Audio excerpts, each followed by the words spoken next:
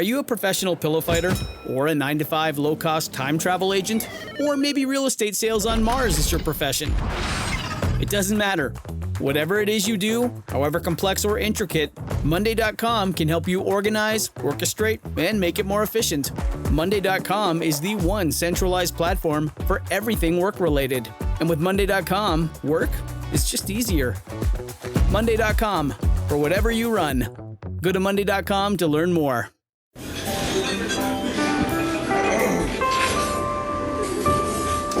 Well, I don't see the point in waiting any longer. So let's bring her out. The star attraction, the one you came to see. Ladies and gentlemen, the one, the only, Miss Judy Gold.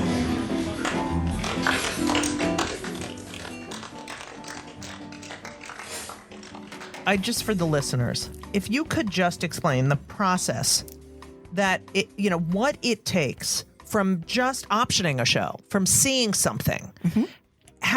I don't think people realize how much it takes to get that show up there, and how many people are involved, and why, the theater, beyond any sort of television. I mean, there's no editing.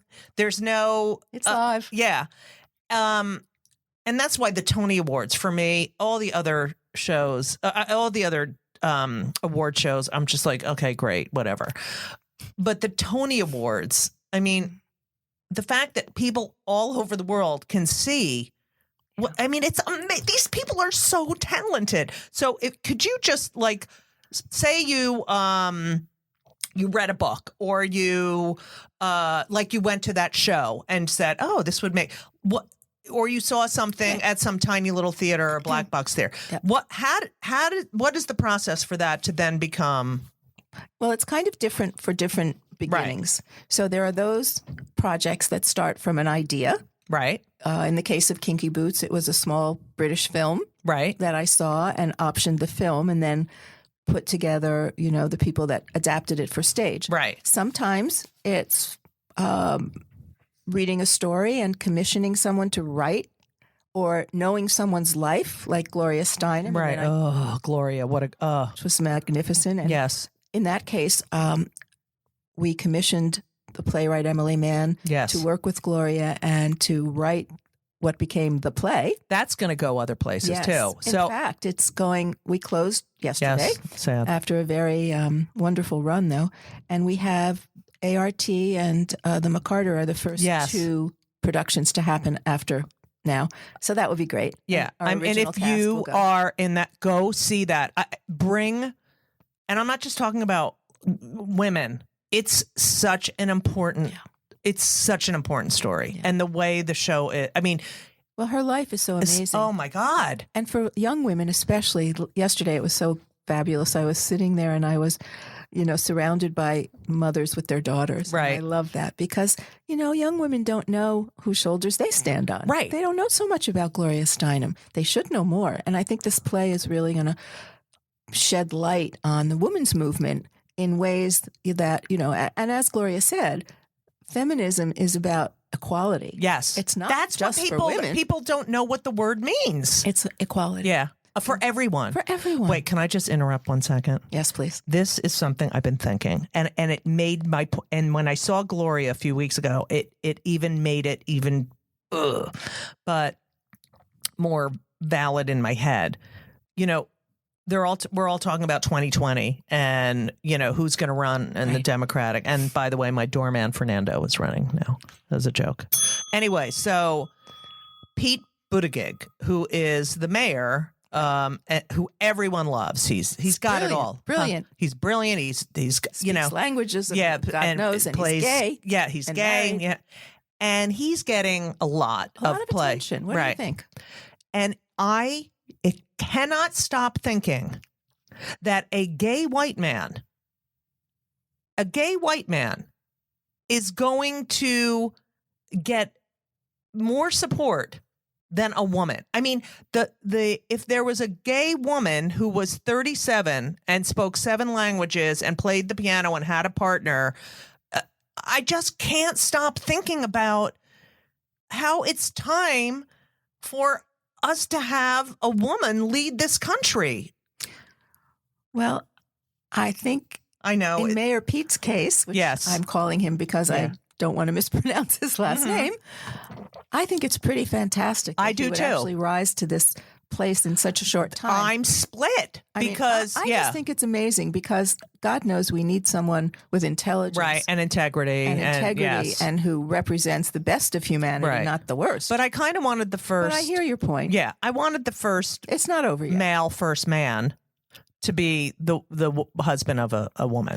Well, and look, it's a long way to 2020. 2020. 2020. 220. That's the address. Oh, it's not even 220. Oh, it is? God. Okay, so you see something. I see something. So in various ways it happens. Kinky Boots was a film. Right. Gloria was the idea of writing a play about someone's magnificent life. Mm-hmm. So that comes, let's call that from an idea. Indecent, I actually saw at the Vineyard Theater and fell in love with it and felt that it needed a larger stage, more people to see it. That was one of the best decisions. The Vineyard right across the street from your thing? Yes, on 15th Street. Yeah. It's a lovely nonprofit theater and they do great work. Yeah. In fact, I've done other things that have come from there. Long ago, 1994, Three Tall Women. Yes. That's where it started. Oh, that is such, I love that. And that began my producing career with Liz McCann of the Edward Albee plays. Right. So that was a wonderful moment. That was such, I love that. So also you can see a play that is in another city. Right. I often go and see things in other cities that start and maybe want to come to New York. Right. That's another way. Okay. Somebody doing a reading and putting up a presentation, they invite, producers like myself to come. And if you like that's something, a standard sort of that's thing. That's a basic way. I actually, personally, I love being able to either create something or be sent a script directly from the playwright. Right. That, in the case of Maddie, for example, Maddie's play, I know Maddie. I knew what the story was. I was around when it happened in her life. And so I think she felt that I would be, the nurturing mother that I hope I am to her. Because a one-person show, as you well know, is really difficult. Yeah. And, you don't have that community of other actors around you. You have to reach inside yourself and find your strength. Yeah, it's very solitary. I know because of stand-up too. Yeah, it's very solitary. Okay, so you have this. Then those are some ways. All right, step number 2. Putting it together, if you're starting at square one, is finding a director and a creative team. And how much when does the asking for money start? Is that before you put the creative team together? No, it's not, because usually you have to, as a producer, you have to really start the money train yourself. Right. Or you get other people who want to produce it. So you have to sort of give a prototype of a product before you... Money is spent, but it's not usually other people's money. Okay. Not as often. You have to find people that want to partner with you right from the beginning. And sometimes they, if they can read a script or if they can go see a play in a nonprofit theater, that's easier. Right.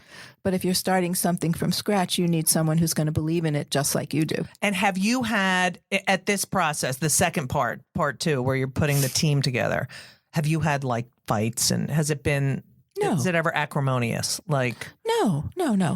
The first person that is the top of the chain is the director that you choose to work with. And the director will usually surround herself or himself. I love herself. Herself? Yeah. With people that they have a comfort zone working with. I mean, sometimes it's a new relationship. Right. But hopefully it's a relationship that's compatible because they're being, creative together. They have to collaborate. Right. Everyone says theater is a collaborative business. Well, it is. Right. So if you're not getting along with someone and it's not working, has that ever happened in that process where you've had to say, listen, it's not working out? The discussions have been had, but I've never had to fire anybody. Right. Wow. Because I think once you're able to really communicate with somebody, and unless the director has a real reason that they cannot continue working with this person, that's a different story. Then I have to support that director's decision. Okay. So then you do that. You put the team together. Put the team together. Then, let's say if it's a play that needs a reading, you invite people to the reading. Right. And hopefully those people will help you capitalize it. Okay. Then you need a theater. Right. Well, let's assume we've cast it because all right, you've cast it, and now you need to find. Is this when the money asking for money? You start with the money. With okay, so can we do a phone call, please? All right, What ready? do you mean? Like I like invest in. All right, ready? So I'm going to call you. Yes, you're going to call me in. All right, ready? Judy Gold's office. Judy, hi. Oh, Daryl, hi. How are you? Daryl calling. How are you? Good. How are you doing? How are the kids, grandkids? Everybody's great. That's Thank you great. so much. I'm so sorry about Kinky Boots, but I have to tell you, it was. What an experience. And Yes, you're thank doing you. amazing things. And I love Gloria. And Thank I you. could just go on and on. So, yeah, what's doing? So I'm calling you because I have a new play that I'm going to produce, and I really think you might be very proud to be part of it. It's a beautiful story. It's Right. a woman's story. I know you like that. Yes. It's got a real good message. Right. I hope to bring it to Broadway. Oh, wow. We're going to be doing some readings, and I'd love you to be part of it. Can I send you the play to read? Oh, that's so good because you don't even wait for the. You don't even wait. Yeah, I'd love to read the play. Shall I email it or send it by post? You know what? Yeah. Can you have one of your people bring it over to my office because I'm very important. All right. So then, they read it. Then do you follow up or? Oh God, I can't. I'll follow up with a letter because I'd like to memorialize the fact that smart. many people have, if I'm calling a lot of people, I need to know who's got the script and who I have to check in with later. Right. So I'll send a letter that thanks so much. I really appreciate your consideration. And, when you've had a chance to read it, let's get together. God, you're good. Okay. So now you have the money. Well, let's jump ahead to that. Yes. Hopefully. Okay. So now you've called a bunch of people. Do you have favorites that you call? I wouldn't call them favorites, but there are certain people that I know are connected to the kind of work I like to do. Right. So, And then do you have, do you ever have people who've put in money and then they're supposed to not have anything to do with the creative that are like, why is there a green lamp up there? Does that ever happen? in a different way, it Yeah. can happen. And, most of the time, unless you're talking about your very own co-producer, which Right. is someone that you have to be in contact with, like Hal Lufter was my co-producer on Kinky Boots. Right. But then there are many other people who are, quote, co-producers because Right. they help capitalize. I know now when you watch the Tonys or when you look in the playbill, it's like, it's like 4,000 people. So now You have to know who does the work. Right. and who But does is not. this new that it's like first producer, second producer? Is that sort of a new thing now? Well, there always is a lead producer, Right. or let's call it the general partners. So the general partners, it might be 1, 2, 3. Right.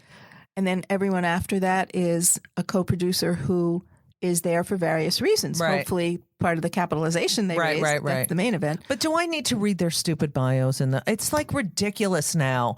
And they fight over where their name is on the poster. It's like, oh my God. Well, the names are usually listed by how much money they gave. Right, So that of the course. first line is it's like that. the Kol Nidre pledge in synagogue, or when you walk into a synagogue and they have like the big The donors. tree of life, and then the biggest donors have the biggest thing.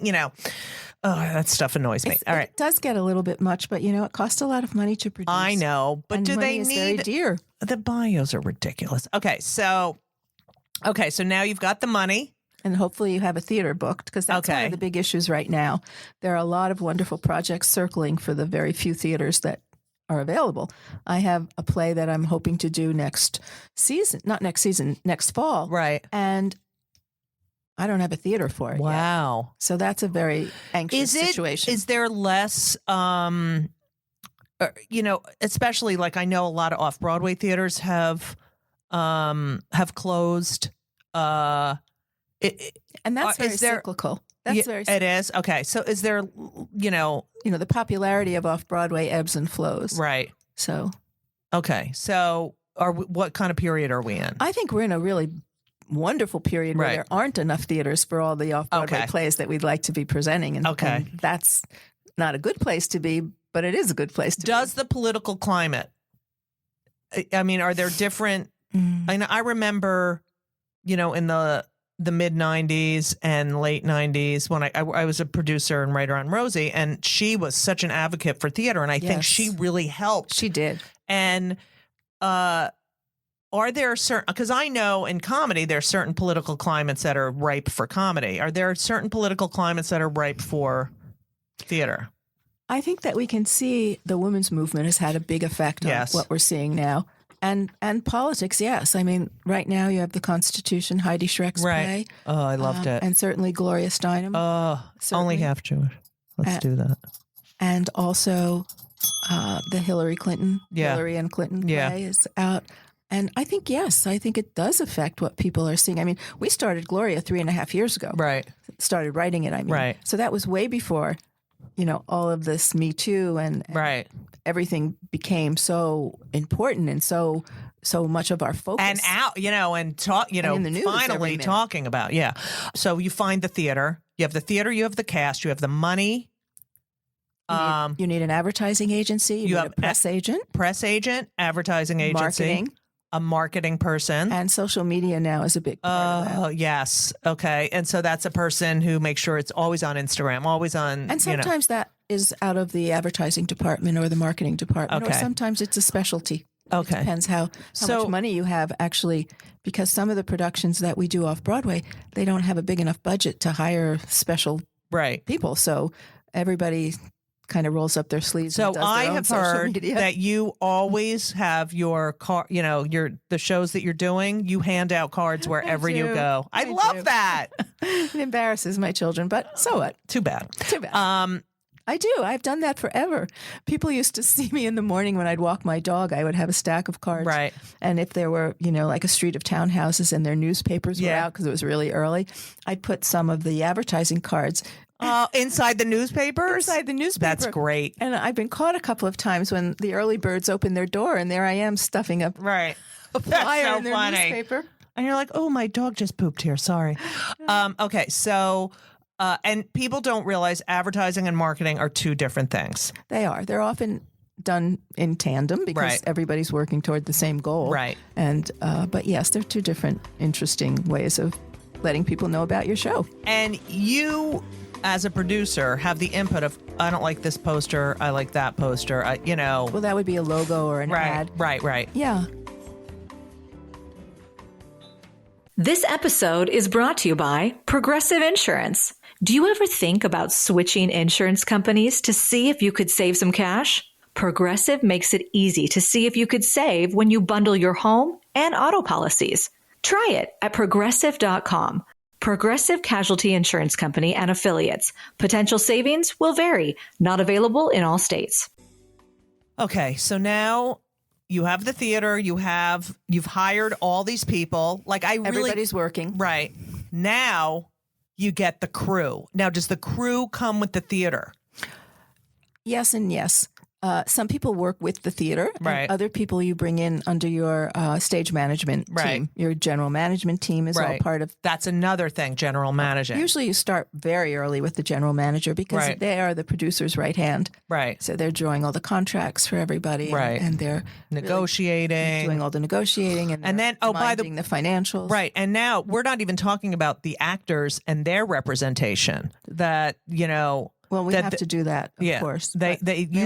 Management has to negotiate all, and if there's contracts. a problem or someone's sick or anything, Well, that usually comes right to the management and producing office, which is Daryl Roth. No, and the management team, depending. So on Kinky Boots, when it's a big musical, you really need a village, right? If it's something smaller like Maddie's one-person show, we can manage that in-house, and we do. So then you have to hire lighting.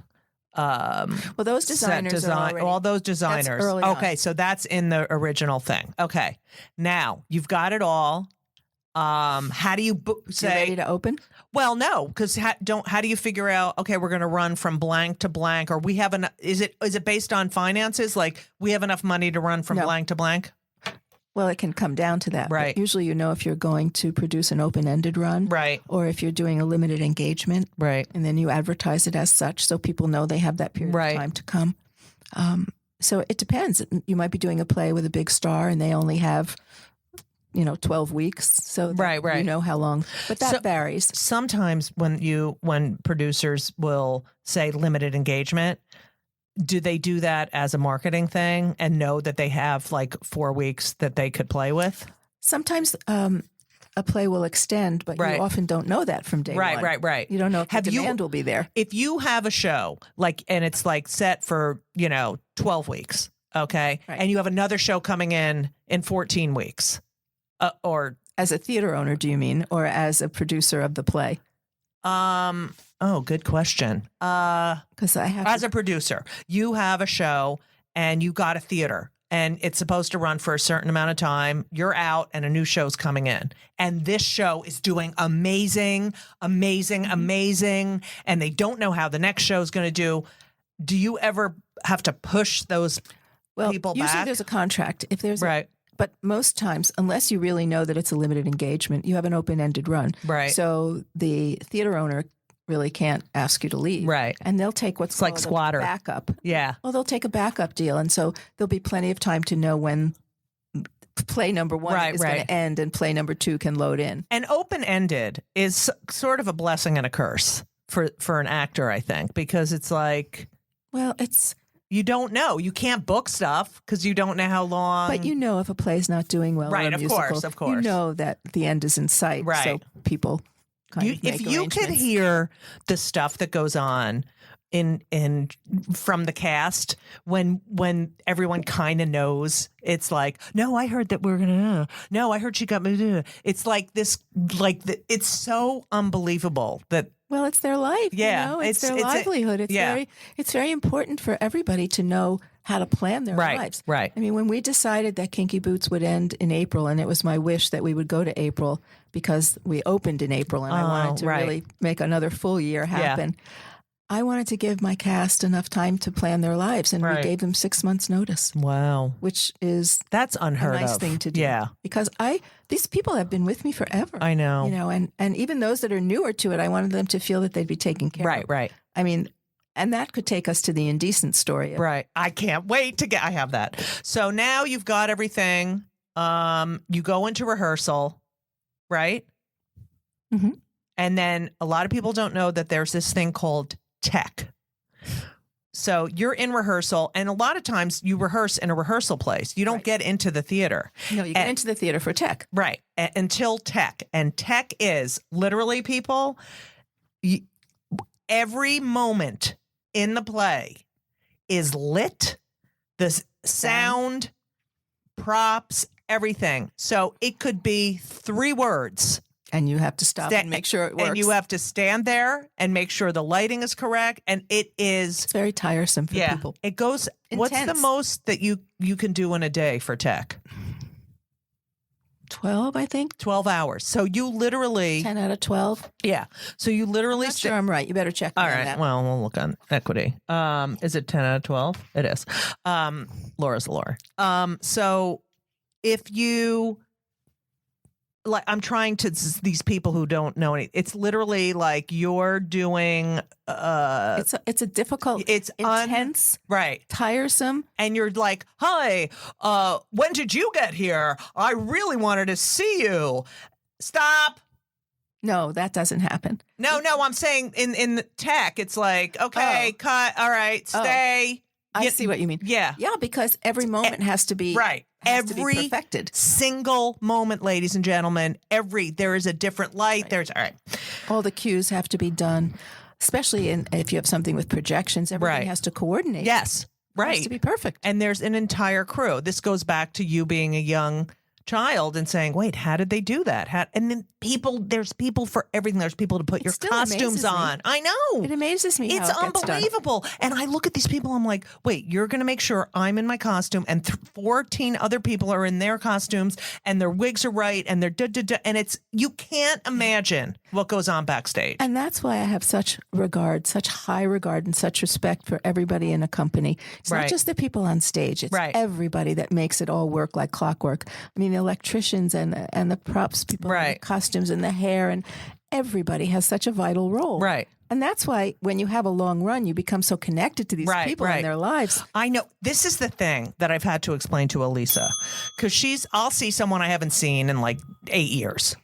And I'm like, oh my God, I love you so much. How are you? And she doesn't realize that, like, okay, I haven't seen this person, but I had, 4 months of like, they knew bonding experience. everything about my life. I knew it, and that it's this sort of, and we're naked in front of each other, and it's a family. That's why I say it's a family, because it becomes your family for that length of time, and the best of times is when you remember those experiences as being so good. Right. I mean, from Love, Loss, and What I Oh Wore, my God, everybody still talks about. I loved. That was a great experience. Oh my for everybody. God, it was Yeah. And I hate clothes. I had the worst time shop. I loved doing that show. Well, it was so much. And working more with than the that. Jane Howdy Shell and Shirley Knight. I couldn't believe the people I was sharing a stage with. I had to pinch myself.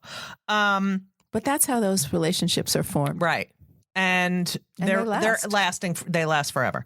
Okay. So you then have an opening night. Well, first you do previews, and during previews, after every show, there's notes, right? Yes. Yes, because each time, there's a lot to work on. Still, Right. you're out of tech and you're with an audience, but everything has to be refined and perfected, and all the disciplines are there at the end of the show to discuss and take notes, and the process continues right up till opening night.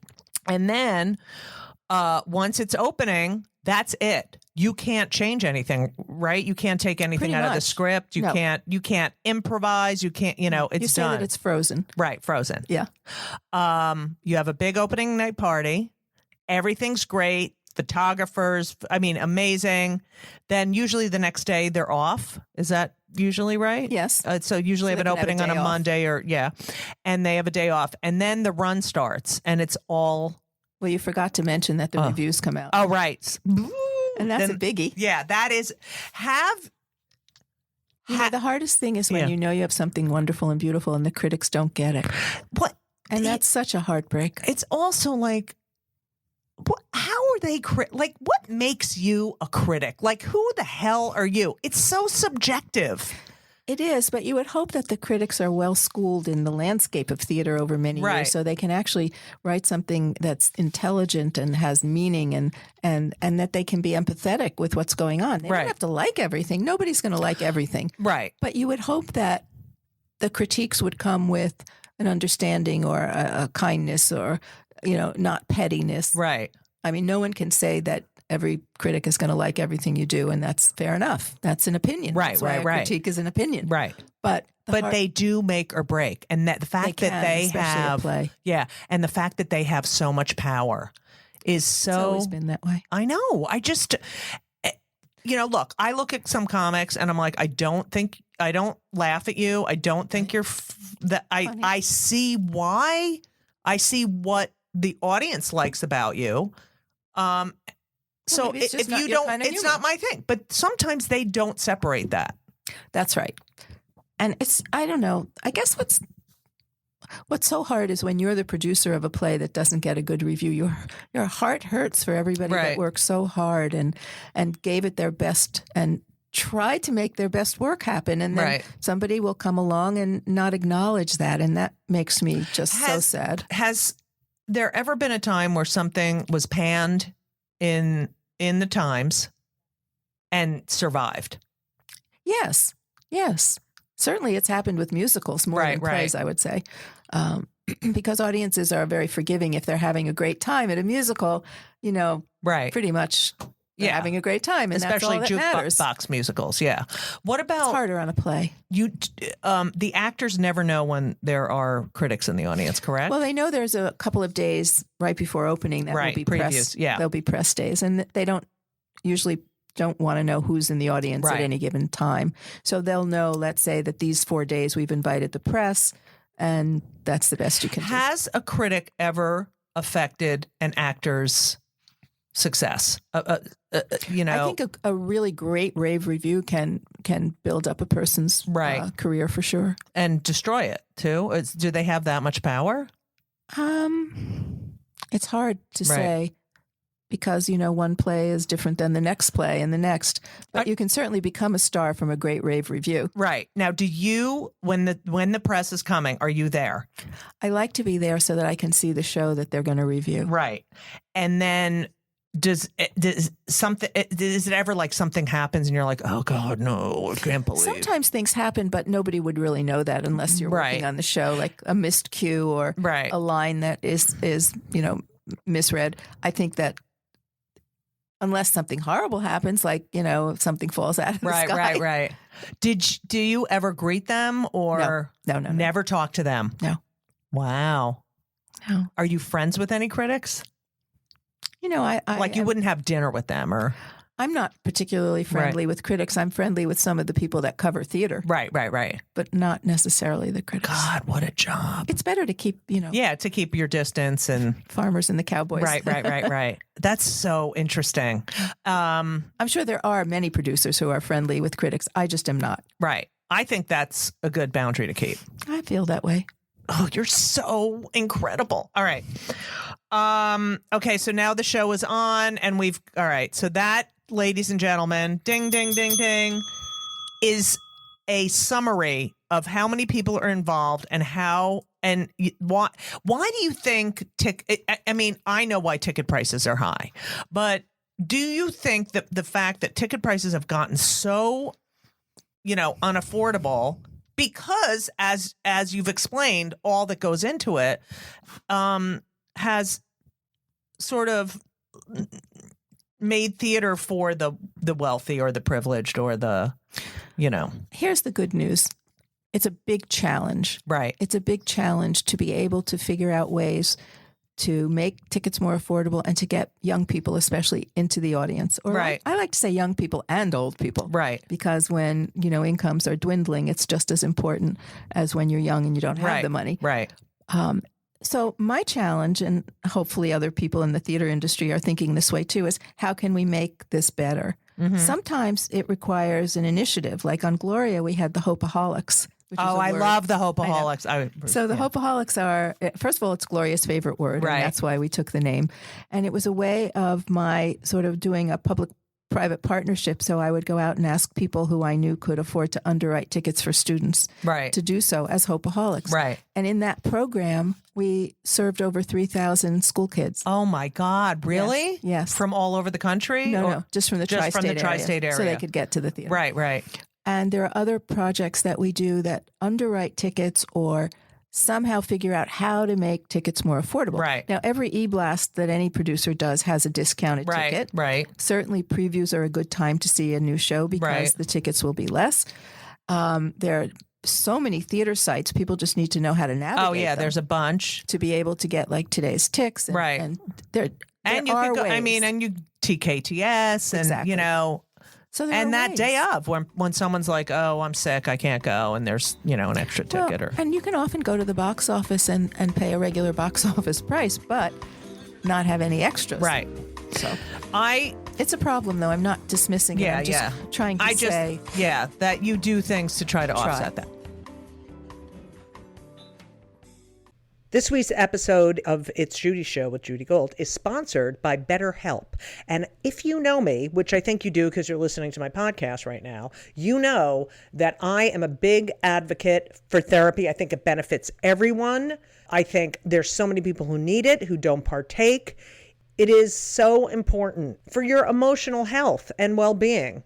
Therapy is fantastic. It is in every stretch of the imagination. And if you're thinking of starting therapy, please do it. But please give BetterHelp a try. It is entirely online. It's designed to be convenient. It's flexible. It suits your schedule. You fill out a brief questionnaire to get matched with a licensed therapist, and you can switch therapists anytime for no additional charge. I have switched therapists in my life. I've had many, many therapists, and sometimes it's not a great fit for you, but don't give up. Therapy is beneficial. You can learn about yourself. You can process and just be emotionally healthy. I'm telling you, do it. BetterHelp is great because, when I used to schlep to my therapist's office It was so annoying. You have to do it, and you sit there and you wait, and then I'm telling you, doing it online is fantastic. And BetterHelp is amazing. I know a lot of people who've used it. So if you're thinking about therapy, go to BetterHelp.com. Let the gratitude flow. This is Gratitude Month, people. So you need to let the gratitude flow with BetterHelp. Visit BetterHelp.com/Judy Gold, JudyGold, today, and you will get 10% off your first month. That's BetterHelp, HELP.com/Judy Gold. You're welcome. Indecent, which was, there's no words. Okay. Indecent was about to close. 3 days before, was it 3 days before they were about to close? But we should start with the fact that Indecent was one of the most magnificent plays I ever produced. No, Ever. I can't. Did you see it, Laura? I can't, it's It is. It's almost indescribable. and it's also, it's one of those shows you sit in your seat for like 20 minutes afterward. Like you don't want to leave the theater. Well, you just want it to come over you. Yeah. But the fact that it is indescribable was actually the problem. It was very hard to describe to people what was this play. Right. Yes, it had a Holocaust component. Yes, it had a lesbian component. Right. Yes, it had a theater story component. Yes, it was of another time. Right. All those things blended together to make one of the most magnificent, I think, plays ever written. Beyond. Paula Vogel wrote it, and Rebecca Teichman actually directed it. Right. With such thought and beauty and relevance. Right. It was great, but it was hard to describe to people because it got distilled down to, it's a Holocaust play. It must be so depressing. Oh, shut up. So it was very hard to... and everyone needs that one little You need log a little line. bit of a soundbite. Yeah. It was hard. So the fact that it was difficult to tell people what it was left us to rely on word of mouth, which, by the way, was magnificent. Right. But it took a long time to get that stone rolling. So you were about to close. So business was not good, let's just say. As much as people who got there appreciated it, not enough people got there. Right. So we were financially doing not well at all. Right. And I so believed in the play, but there was a point where I had to be responsible in a fiduciary way to other people's money. And so we put up a closing notice, which means that you're giving the actors 2 weeks to, I mean, 2 weeks is the, minimum, decent. Some people put it up and you have a week, which I think is just horrible. Cruel.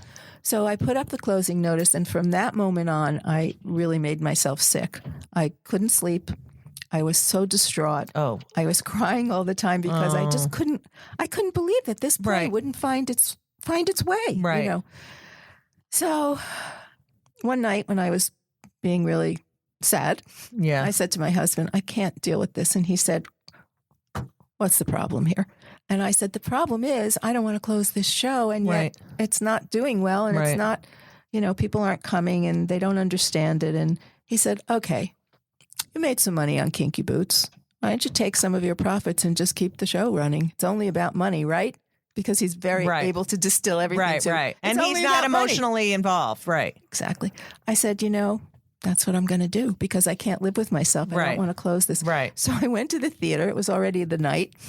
And I went to the call board and I took down the closing notice. I was by myself. And then all of a sudden people came out of their dressing rooms and saw this crazy person ripping up the thing. And it got to be this fabulous moment that I certainly felt lifted. And somebody captured a bit of it on their phone, and so people saw me being a crazy person ripping up the thing.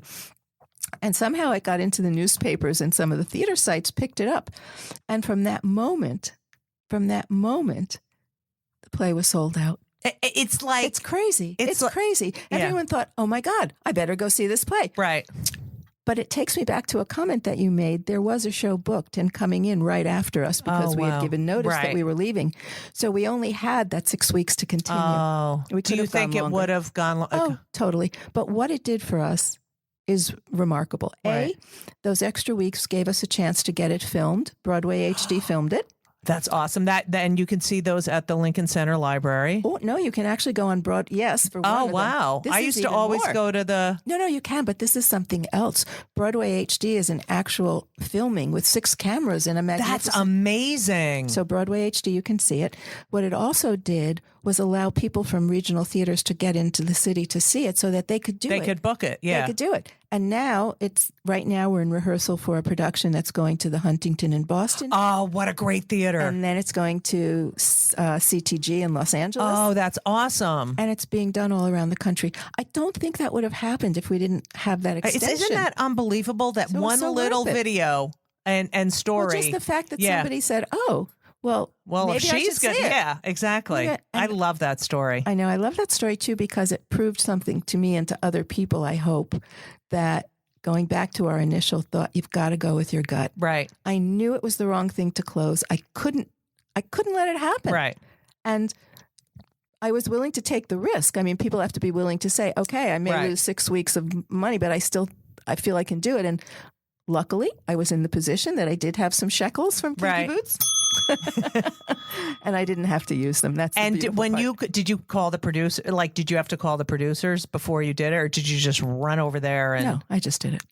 God damn it! I love that story. That is the They best. were happy I did. Oh, I'm sure. They were happy. I God, did that it. show is. If it comes near you, I'm not kidding. You have to see it. Yeah. All right. Oh boy, we're late. I don't care. I could talk to you. It's a fun time to talk to you. I'm enjoying myself. Oh, good. See, and you didn't even need your notes. I just wanted to have them in case you asked me an important question and I needed a real answer. Oh, please. As opposed to just schmoozing, which we're doing. I know, because I just want everyone to know you. Oh, the other thing I wanted to mention that I find fascinating about you is that you became a producer. And at the time you were dismissed and excluded, because of your inexperience and probably because you're a woman. But you are such a hugely successful producer, and you say you have no mentors. There was no one that taught you. There's no one. I mean, you've become mentor, but that is amazing. Well, it has an upside in the sense that we all have to learn things on our own, right? In a way, and we have to trust our own instincts, and we have to trust our judgment. So the fact that I didn't really have a mentor as such, I think, I always like to look at the bright side, right? I had to sort of jump into it. I know you're so positive. I can't take it. I wish I had that. What advice would you give to a young female producer, young female director? What would you tell them? I would say a few things. First, I would say try not to be afraid to fail, because failure is part of many things in life, but it is certainly a part of producing theater. Right. So don't be afraid of that, and don't worry about it, because it will happen. So take it as it comes and get on to the next. I would say be brave in your choices. I would say, in my case, it's important to me, and if it's important to who's ever listening, only do work that resonates with you. Right. Don't do it because you think somebody else is going to like it. And don't do it because of reasons that are not organically true to who you are. Right.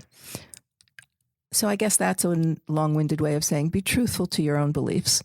And also, if you have an opportunity to really facilitate people's work, decide whose work you want to help happen. Oh, that's good. Do you want to help women? Do you want to help, whoever it is? The marginalized, yeah. Whoever it is, be true to that. Right. Try to make a little mission for yourself, a little mission statement. Right. And if you can stick to that and go forward with some goals in your mind, I think that's helpful, because we're all tempted to do a lot of different things, as a producer or someone who has come to you to get involved.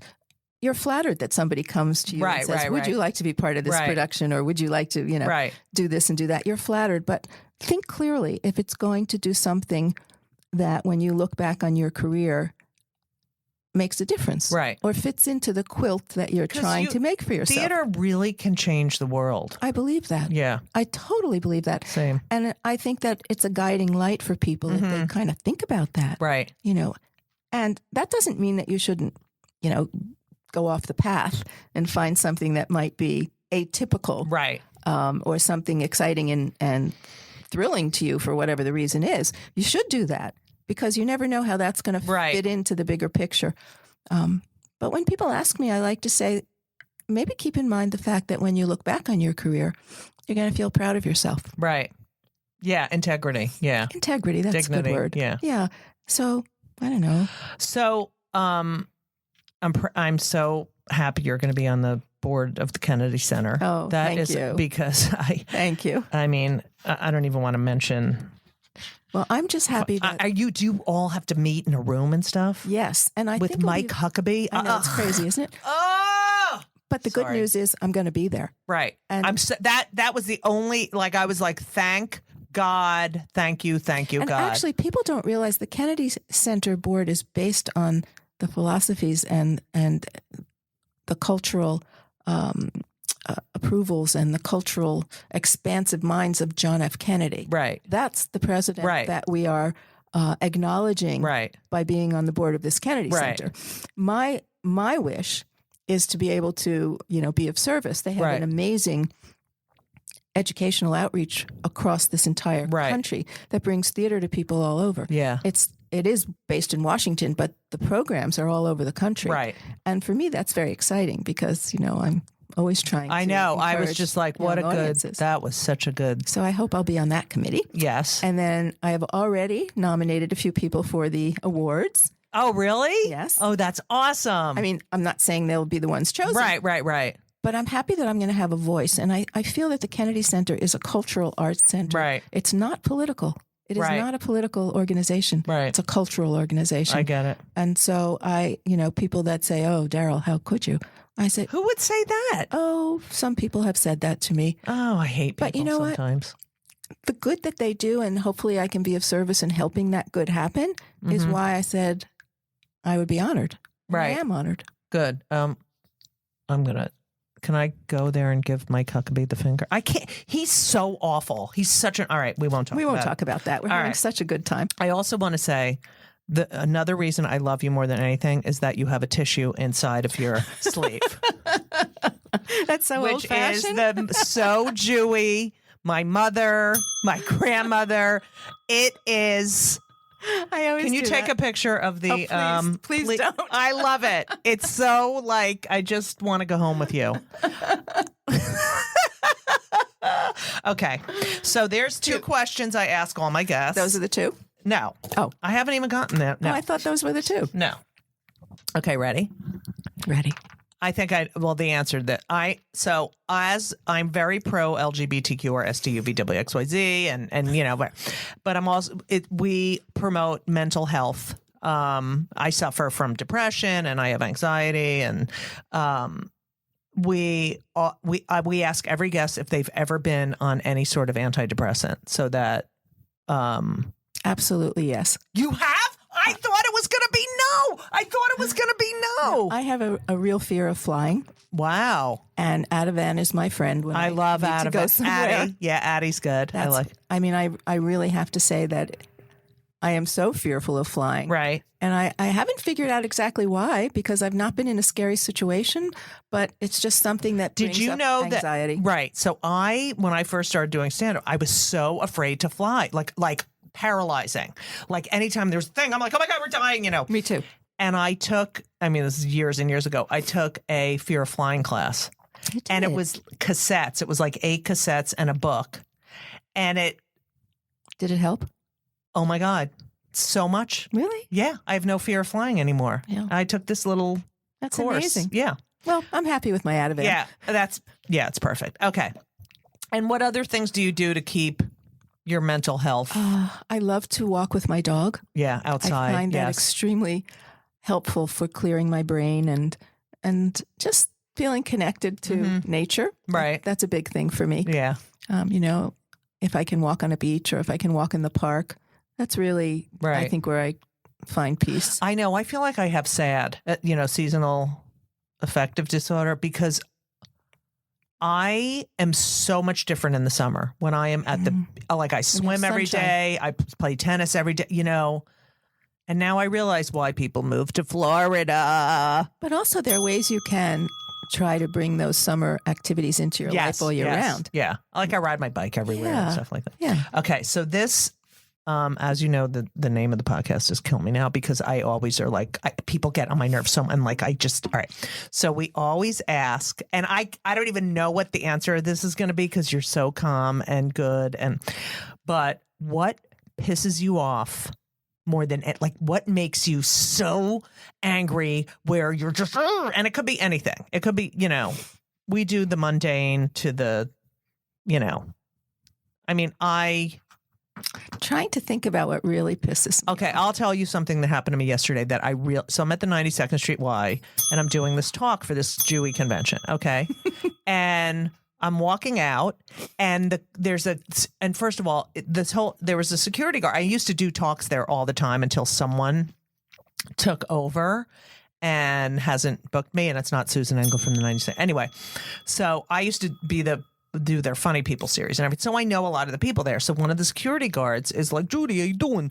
And then he starts talking to me, and it was so sad. He was telling me they have a room that they can go into in case of someone coming in, and in case of an active shooter, where they can. And he was, we pressed this. It was so sad that they had to, like. There's a whole new way of walking. Dogs when you walk into the Y now. It's unbelievable, and the JCC. Yeah. All right, so I'm talking to him, and I was like, "All right, great seeing you. I hope to see you soon." And I'm walking out the door, okay, and I'm like one step out. And this person is coming in and just moves right past me, like doesn't even, like you're supposed to, like, do people realize you're supposed to let people out of the building before you walk in? Or even perhaps hold the door open. Oh my God. So I was like in shock, Jew.